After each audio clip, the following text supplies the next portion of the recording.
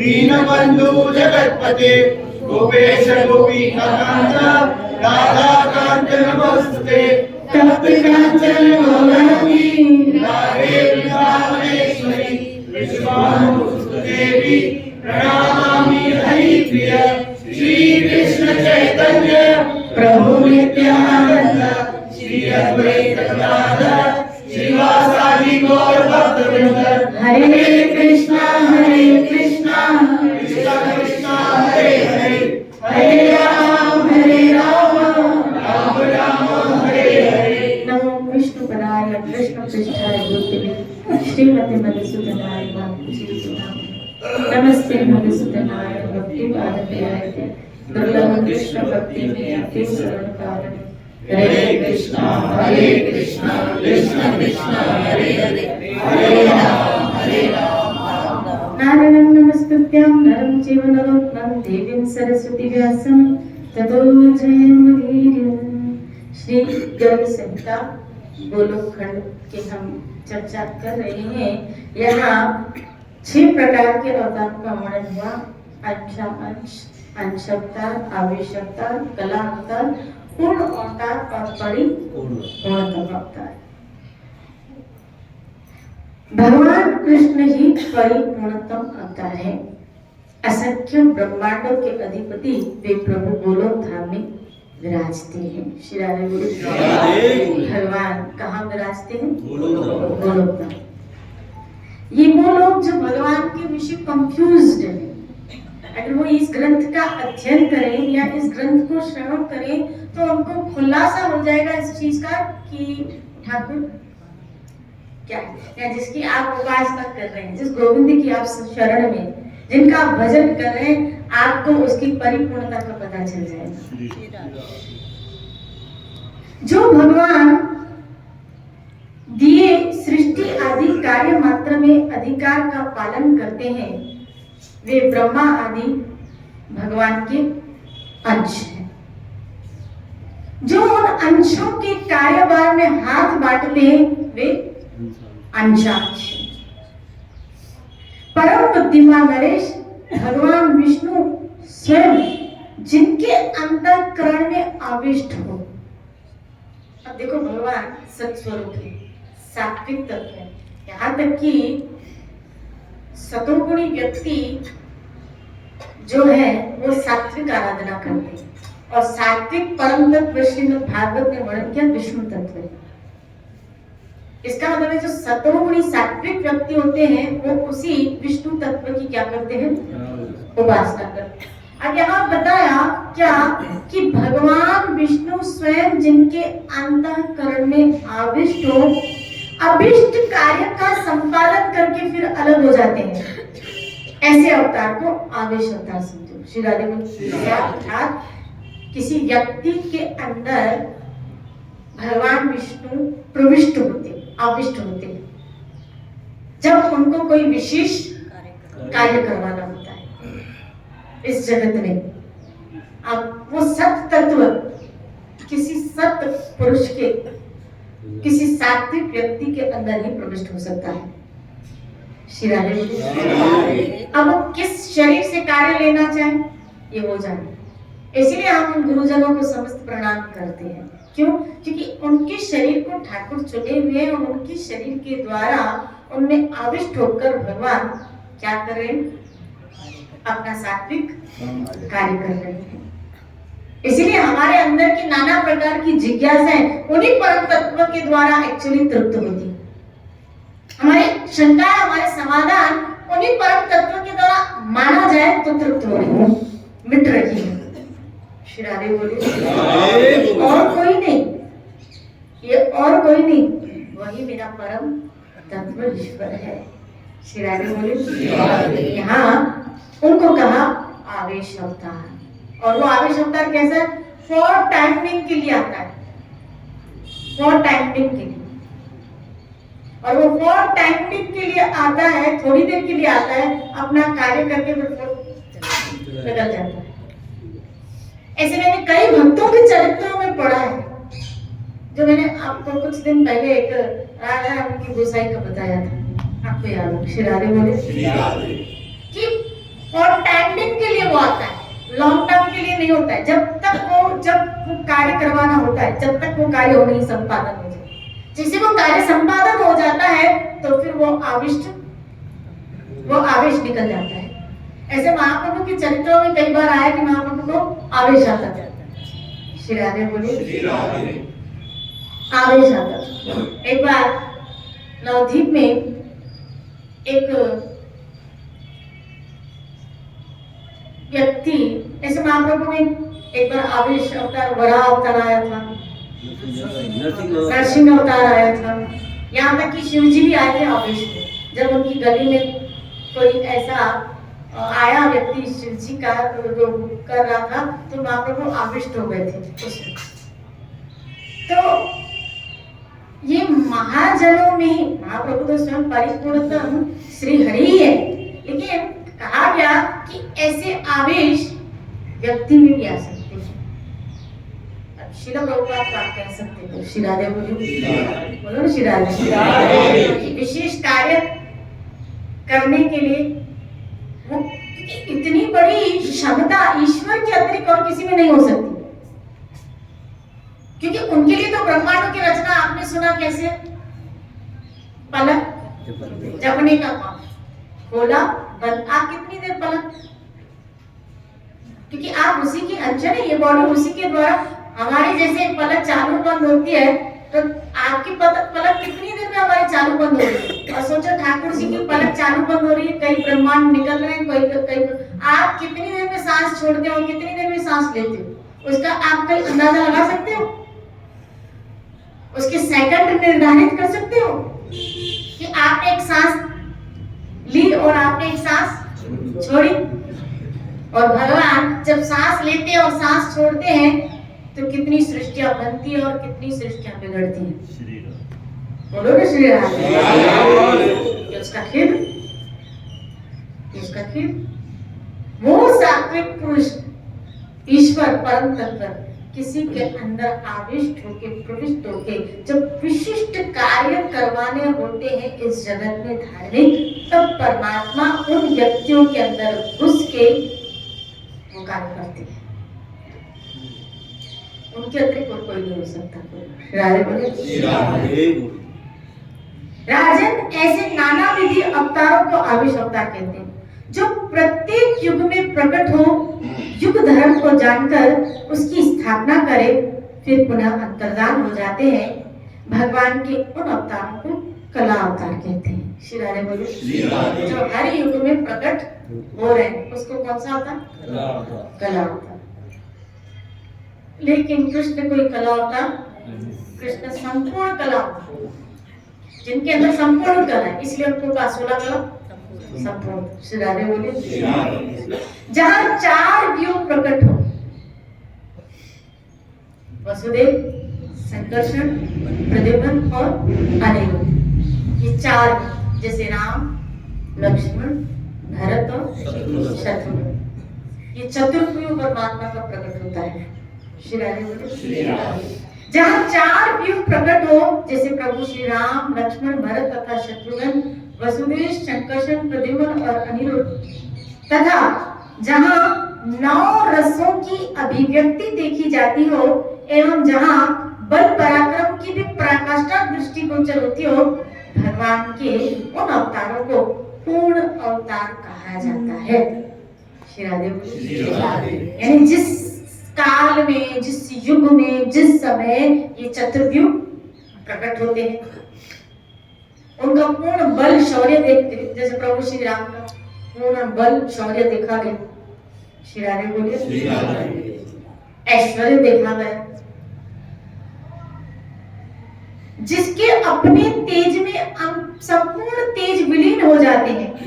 भगवान के उन अवतारों को श्रेष्ठ विद्वान पुरुष परिपूर्णतम बताते हैं। श्री राधे बोलो।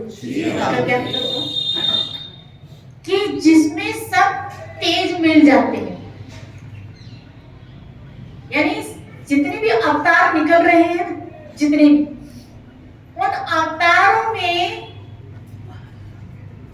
जितने भी निकल रहे, चाहे प्रभु श्री राम, चाहे फिर लक्ष्मण, चाहे फिर नरसिंह, चाहे फिर परशुराम, वो सब बाकी सब के सब जैसे मानो कारणदक्षय विष्णु, क्षीरोदक्षय विष्णु, गर्भोदक्षय विष्णु, ब्रह्मा, शिव, जितने भगवान के अवतार हैं, जिनके भगवान के गुण अवतार है, वो विलीन होते हैं।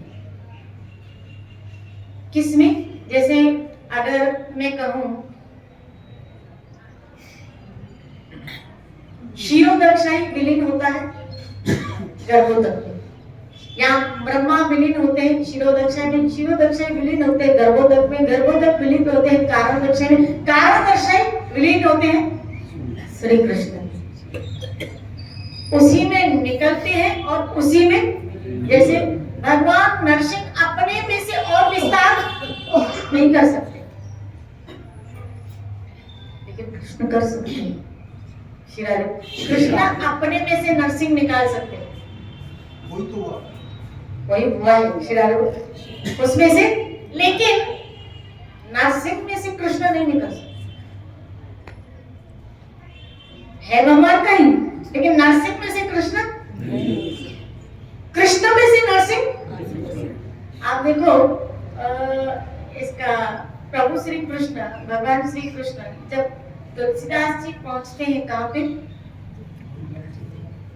वृंदावन पहुंचते हैं, तो वहां बंसी वाले को कहा क्या पकड़ो? धनुष। आप राम बन जाओ, बन गए। यानी इनसे राम निकल सकता है, इनसे राम निकल सकता है, तो कृष्ण में से सब निकल सकता है। फिर वो विष्णु तत्व निकले या भगवान के अन्य स्वरूप निकले, समझ रहे हैं? भगवान के और स्वरूप, परशुराम निकल सकता है, पृथु निकल सकता है,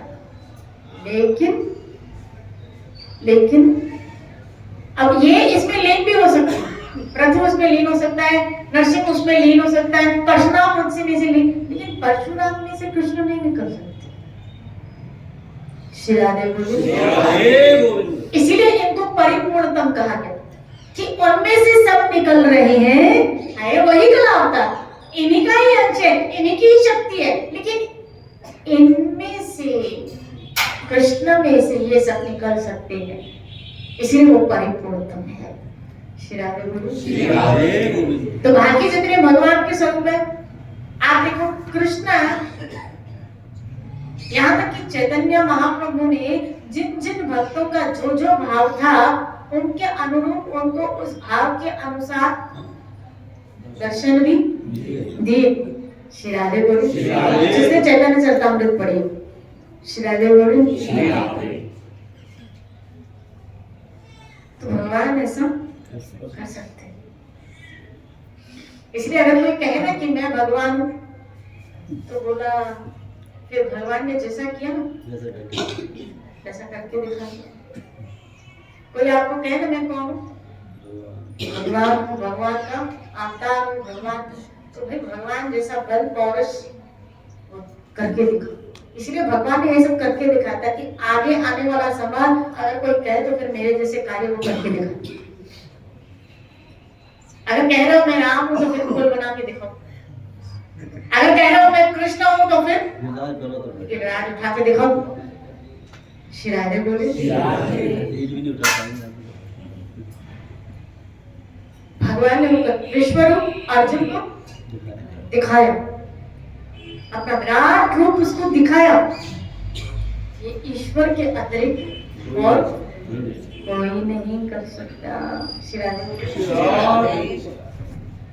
अभी मेरे साथ यहाँ मंदिर आश्रम में एक सज्जन व्यक्ति बैठे, भक्त बैठे थे, तो बोला यहाँ जब कीर्तन हो रहा था ना, तो मैंने वो कीर्तन लाइव किया, और मैं लाइव कीर्तन मतलब फेसबुक पे डाल रहा था, तो सामने से एक कमेंट आया, तो पता है हम यहाँ हरि नाम कीर्तन चलता रहता है, तो उस वक्त ध्वनि चल रही थी, राधा रानी की ध्वनि चल रही थी, तो मैंने लाइव, तो सामने से एक किसी ने कहा कि एक खाली राधे राधे राधे राधे राधे राधे कहने से क्या होगा, कोई तुम्हारा बेड़ा पार नहीं होने वाला है। श्री राधे। कोई तुम लोगों का बेड़ा पार नहीं होने वाला है, राधे राधे राधे राधे कहने से कोई बेड़ा पार नहीं होने वाला है। डिस्कशन किया। श्री राधे मैं उस पंथ का नाम नहीं लूंगी, वो उस पंथ के लोग थे, तो बोला इनका नाम लो।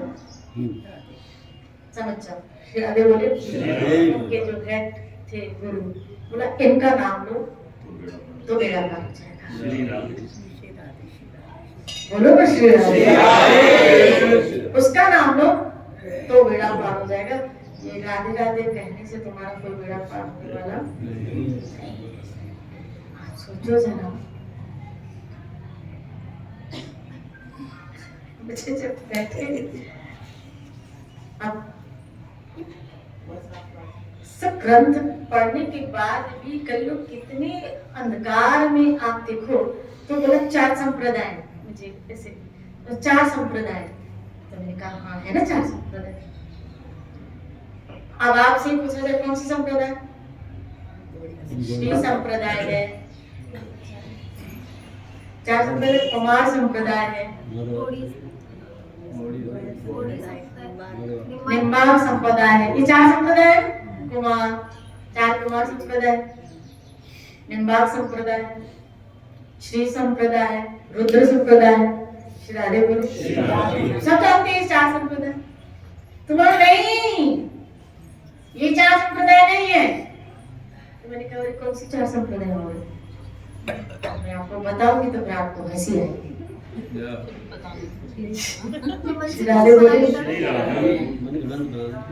और उन्होंने 4 संप्रदाय के नाम ही कुछ और बताए, नाम ही कुछ और थे जो मैंने ही पहली बार सुने थे कि वो भी संप्रदाय है क्या?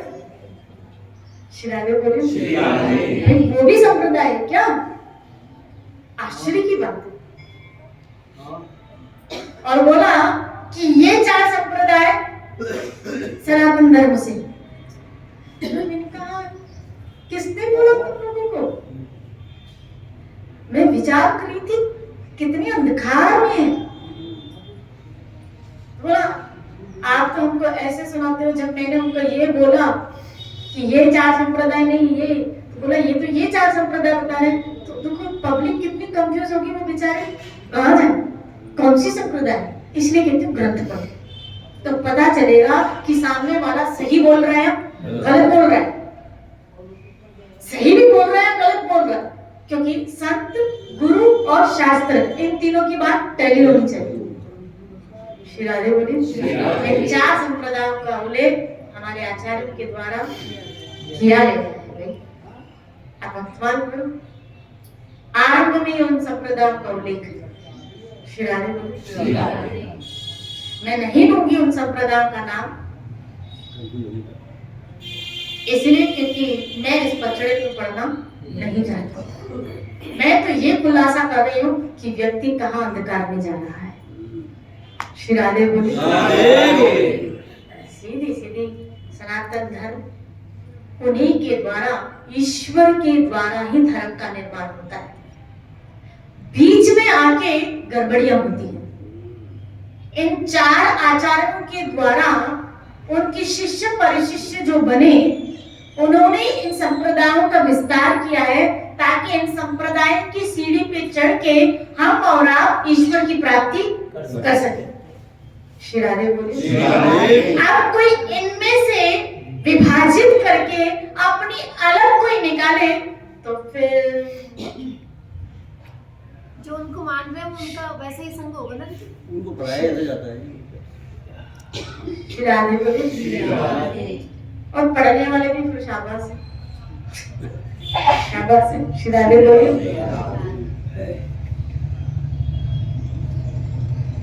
सनातन धर्म श्री कृष्ण से ही, और इसका भागवत में उल्लेख किया है।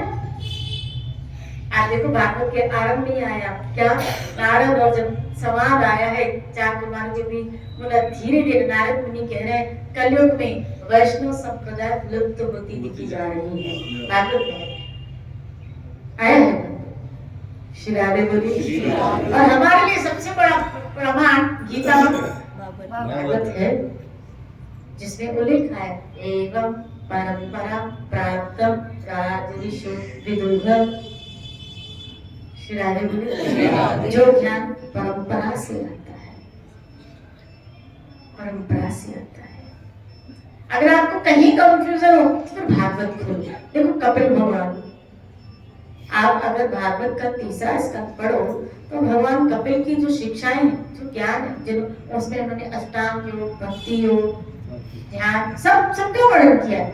अगर कोई अच्छी तरह से पढ़े भगवत गीता पढ़ो जिसमें भगवान श्री कृष्ण ने समस्त योगों का वर्णन किया है कि किस तरह तुम मुझे प्राप्त कर सकते हो। और नहीं जो भगवान ने कहा है, बाकी कृष्ण बाद में जिन्होंने अपना अपना टेंटो करके कहा, ये तो डायरेक्ट किसके द्वारा कहा गया? भगवान वाचा, भगवान के द्वारा, ईश्वर के द्वारा। श्री राधे बोले ठाकुर जी के द्वारा। आप भागवत पढ़े सीधा भगवान कपिल वर्णन कर रहे योगों का, भगवान कपिल। वाह, गीता बोला भगवान श्री कृष्ण ने कहा। श्री राधे बोले 11वें स्कंद में कृष्ण उद्धव संवाद कितना हो? बिल्कुल श्री राधे बोले। तो इसलिए गीता और भागवत हमारे लिए दो ऐसे ग्रंथ हैं जो बिल्कुल खुलासा कर रहे हैं और जिसमें आचरण, ईश्वर तत्व तक पहुंचने का विधान, भक्ति योग का वर्णन और क्लियर कट में दिया गया है, बहुत क्लियर। ये लोग बातें हमें वो ग्रंथ समझ में नहीं आते, इसलिए हम इन संतों की शरण में जाते हैं। लेकिन मैं इसलिए बोलती हूँ आपको ग्रंथ पढ़ो, क्योंकि जो संत बोल रहे हैं फिर आपको जब टैली करोगे तो आपको और विश्वास होगा कि हाँ ये जो बोल रहे हैं वो इस ग्रंथ में लिखा हुआ है। सिरारे बोले इस ग्रंथ में लिखा हुआ, इसलिए विश्वास गीता और भागवत में। सिरारे बोले तो कृष्ण कौन है? परिपूर्णतम। ये अर्जुन, मुझसे परे कुछ सत्य है ही नहीं, मुझसे परे कुछ सत्य है ही नहीं। जिस अवतार में पूर्ण का पूर्ण लक्षण दृष्टिगोचर होता हो और मनुष्य जिसे पृथक पृथक भाव के अनुसार अपने परम प्रिय रूप में देखते हैं, वही यह साक्षात परिपूर्णतम अवतार है। स्वयं परिपूर्णतम अवतार भगवान श्री कृष्ण ही है, दूसरा नहीं है, नहीं है। श्री राधे बोले क्योंकि कृष्ण ने एक कार्य के उद्देश्य से अवतार लेकर अन्य करोड़ों कार्यों का संपादन किया है। एक लेके अन्य करोड़ों कार्यों का संपादन। आप देखो अनंत जीव राम अवतार में प्रभु श्री राम जब आए तो कितनी ही जीवात्माएं दंड कारण्य में उनको पाने के लिए उनके ऊपर विमोहित हो गई थी, तपस्या कर रही थी। मिथिला की कई स्त्रियां उनके ऊपर मोहित हो गई थी, उनको पाना चाहती थी। लेकिन परिपूर्णतम अवतार न होने के कारण, पूर्ण है वो, परिपूर्णतम अवतार न होने के कारण उन्होंने उनको स्वीकार नहीं किया। उन्होंने कहा जब मैं परिपूर्णतम रूप में आऊंगा तब मैं तुम्हें स्वीकार कर सकता हूँ। तो इस अवतार में कृष्ण ने एट अ टाइम सब किया, सब कार्य किया है। एट अ टाइम अगर दुष्टों का संहार किया है तो अपने प्रेमी भक्तों के भावों को पूर्ण भी किया है। अगर ब्रज में अपने भक्तों के साथ विहार किया है तो फिर मथुरा में दुष्टों का विनाश भी किया है। द्वारका नगरी का निर्माण करके अपने वैभव को प्रकट किया है, दिखा दिया। अर्जुन को गीता का ज्ञान देके उसको विश्व रूप दिखा के अपनी विशालता का, अपने भगवत्ता का उन्होंने दिखा दिया कि मैं किस तरह इस सृष्टि में सर्वव्यापक हूँ, मुझे क्यों माना जाए। श्री राधे बोले वो ज्ञान तो वही दे सकते हैं। श्री राधे बोलिए श्री कृष्ण परिपूर्णतम है, जो पूर्ण पुराण कार्यों का संपादन किया है, जो पूर्ण पुराण पुरुषोत्तम एवं परात्पर पुरुष परमेश्वर है, उन साक्षात सदानंद में कृपा निधि गुणों के आधार भगवान श्री कृष्ण की मैं शरण लेता हूँ। श्री राधे बोलिए। यह सुनकर मन हर्ष से भर गया। उनके शरीर में रोमांच आया, वे प्रेम से विहल हो गए और अश्रुपूर्ण नेत्रों को पहुंचकर नारद जी ने बोले। राजा बगुलासुर ने पूछा, महर्षि, साक्षात परिवर्तन भगवान श्री कृष्णचंद्र सर्वव्यापी चिन्मय गोलोक धाम से उतरकर जो भारत वर्ष में द्वारकापुरी में विराज रहे, इसका क्या कारण है? गोलोक से नीचे क्यों नहीं? और भगवान श्री कृष्ण के सुंदर गोलोक धाम का वर्णन कीजिए। आप हमें गोलोक धाम के विषय बताइए, सुनना चाहोगे? कल सुनते। शिरारे बोले, गोलोक धाम का वर्णन कीजिए, साथ ही उनके अपरिमेय कार्यों की कहने की कृपा कीजिए। मनुष्य जब तीर्थ यात्रा तथा 100 जन्मों तक तीर्थ भ्रमण करे, तीर्थ यात्रा तथा 100 जन्मों तक उत्तम तपस्या करके उसके फल स्वरूप उसको ऐसे सत्संग की प्राप्ति होती है।